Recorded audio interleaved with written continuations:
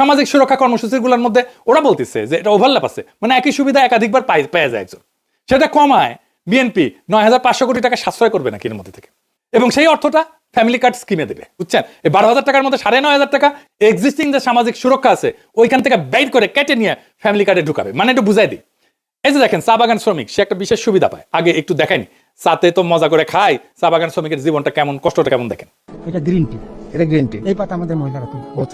হ্যাঁ, এটা পাতাতে স্কুলে তুলবে না, আমার ওয়াইফ 8 ঘন্টা কাজ করে 178 টাকা পায়। 8 ঘন্টা কাজ করার পরে 23 কেজি তোলার পরে 178 টাকা পায়। জি, আর 23 কেজি কম হলে 1 কেজি প্রতি 60 টাকা মাইনাস।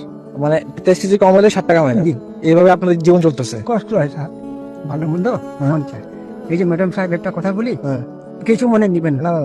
ম্যাডাম সাহেব যে 100 টাকা দিচ্ছেন না, আজকে 25 ডিসেম্বর না, আমার মা বলতেছিল একাডি কোলা নিব বিস্কুট আর একটা লু বিস্কুট। মন চায়, মাছ মাংস আমাদের মন চায়। দেখেছেন, মনটা খারাপ হয়ে গেল না? এই লোকের মা ধরেন, যে যার কথা বলতেছিল ওই লোকটা, সে বয়স্ক নারী ভাতা পায় নিশ্চয়ই, আর চা শ্রমিকের ভাতা পায়, তাই না? দুইটা ভাতা পায়। এটারে বলতেছে ওভারল্যাপ, মানে তুমি তো দুইটা নিতে পারবে না। এইখানে দরিদ্র সুবিধা বঞ্চিত মানুষের টাকা সরায় না ফ্যামিলি কার্ড দিবে।